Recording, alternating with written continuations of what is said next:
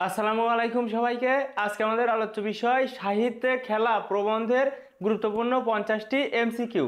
সর্বমোট এই ভিডিওতে আমরা 150টি এমসিকিউ সমাধান করব, যেগুলো বিভিন্ন বোর্ড পরীক্ষায় আসার সম্ভাবনা রয়েছে। তাহলে চলো আমরা ক্লাসটি শুরু করি। বাংলা সাহিত্যে চলিত গদ্য রীতির প্রবর্তক কে? প্রমথ চৌধুরী। প্রমথ চৌধুরীর বহু রচনা কি নামে প্রকাশিত হয়েছে? বীরবল নামে। প্রমথ চৌধুরীর সাহিত্যিক ছদ্মনাম কি? দেখো, বীরবল। সবুজপত্র পত্রিকাটি প্রথম প্রকাশিত হয় 1914 সালে। বাংলা সাহিত্যে চলিত ভাষারীতির প্রথম মুখপত্র পত্রিকার নাম কি? সবুজপত্র। সবুজপত্র পত্রিকাটি কে সম্পাদনা করেন? প্রমথ চৌধুরী। প্রমথ চৌধুরীর গদ্য শৈলীর নিদর্শন রয়েছে কোনটিতে?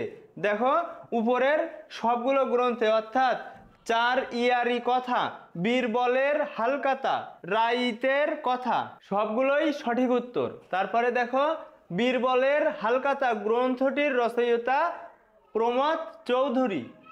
চলিত রীতিতে চলিত প্রথম গ্রন্থ কোনটি? বীরবলের হালকাতা। প্রমথ চৌধুরীর গদ্যশৈলীর নিদর্শন রয়েছে কোন গ্রন্থে? দেখো, তেল নুন লোকড়ি। প্রমথ চৌধুরীর সনেট সংকলনের নাম কি? সনেট পঞ্চাশত। প্রমথ চৌধুরীর পৈতৃক নিবাস কোথায়? পাবনা। প্রমথ চৌধুরীর পৈতৃক নিবাস ছিল পাবনা জেলার কোন গ্রামে? হরিপুর। প্রমথ চৌধুরী কত খ্রিস্টাব্দে জন্মগ্রহণ করেন? দেখো, 1868 খ্রিস্টাব্দে। প্রমথ চৌধুরী কোন জেলায় জন্মগ্রহণ করে? যশোর। প্রমথ চৌধুরী কত খ্রিস্টাব্দে মৃত্যুবরণ করেন? 1946 খ্রিস্টাব্দে। রোদ্দা কোন দেশের ভাস্কর ছিলেন? দেখো, ফরাসি। রোদ্দা ফরাসি ভাস্কর ছিল। এই পুতুল গড়া হচ্ছে তার খেলা।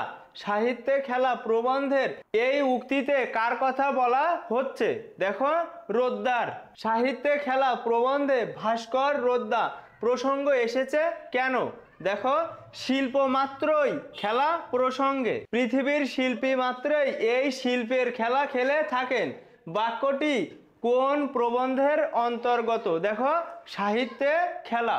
যিনি গড়তে জানেন তিনি শিবও গড়তে পারেন, বানরও গড়তে পারেন। এতে কার প্রশংসা কীর্তিত হয়েছে? দেখো, বড় মাপের শিল্পীর। কোন রাজ্যে মহাপুরুষদের যা খুশি তাই করার অধিকার আছে? দেখো, কলা রাজ্যে।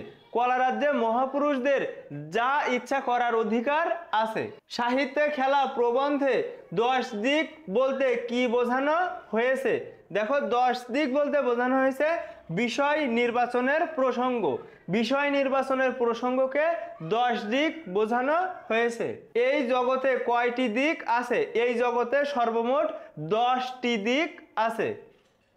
মন উঁচুতেও উঠতে চাই, নিচুতেও নামতে চাই, এই উক্তিটি কোন প্রবন্ধে পাওয়া যায়? সাহিত্যে খেলা।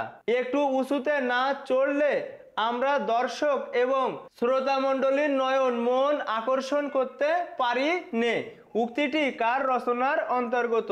প্রমথ চৌধুরীর। কোথায় না বসলে আমাদের উপদেশ কেউ মানে না? দেখো, বেদিতে।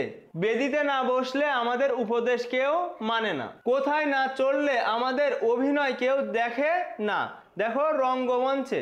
রঙ্গমঞ্চে যদি না আমরা অভিনয় করি তাহলে কিন্তু আমাদের অভিনয় কেউ দেখে না। কত ঘন্টা আমরা টঙ্গে চড়ে থাকতে চাই? দেখো, আমরা টঙ্গে চড়ে থাকতে চাই 24 ঘন্টা। অনেকের পক্ষে নিজেদের আয়ত্তের বহির্ভূত উচ্চ স্থানে ওঠার চেষ্টাটাই কিসের কারণ? দেখো, মহাপতনের। কাদের পথ অনুসরণ করাই কর্তব্য?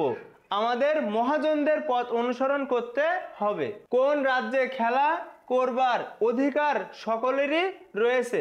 শিল্প রাজ্যে। প্রমথ চৌধুরীর মতে খেলার রাজ্যে কোনো প্রভেদ নেই কেন?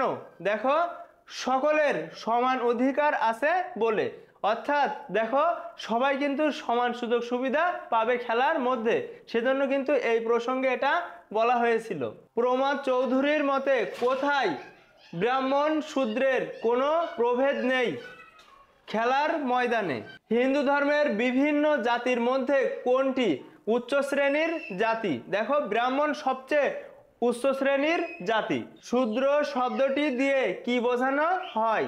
নিম্ন শ্রেণী। কার ছেলের সঙ্গে দরিদ্রর ছেলেরও খেলার যোগ দেওয়ার অধিকার আছে? রাজার।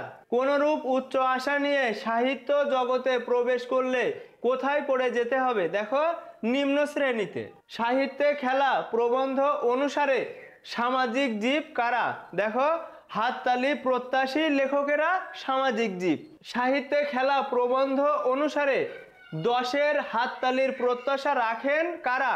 দেখো, লেখকেরা। বিশ্ব মানবের মনের সঙ্গে নিত্য নতুন সম্বন্ধ পাতানো কার নিত্য নৈমিত্তিক কর্ম? দেখো, কবি মনের। সাহিত্যে খেলা প্রবন্ধে রঙ্গভূমি হয়েছে।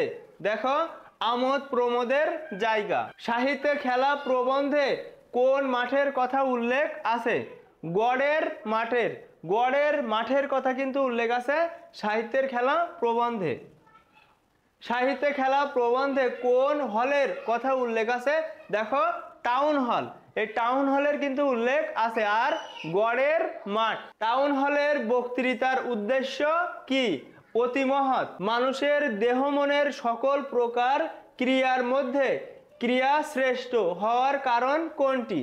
দেখো, তা অর্থহীন ও উদ্দেশ্যহীন বলে। মানুষ বক্তৃতা শুনতে না গিয়ে খেলা দেখতে যায় কেন? আনন্দ পায় বলে। সাহিত্যে মানবাত্মা খেলা করে কেন? সাহিত্য খেলার মতো বলে। যে খেলায় উপরি পাওনা আছে তার নাম কি? দেখো, জুয়া খেলা। গীতের মর্ম বুঝেন না, গীতার ধর্ম বুঝেন না কে? দেখো, লাভের আশায় যে লেখনী ধারণ করে।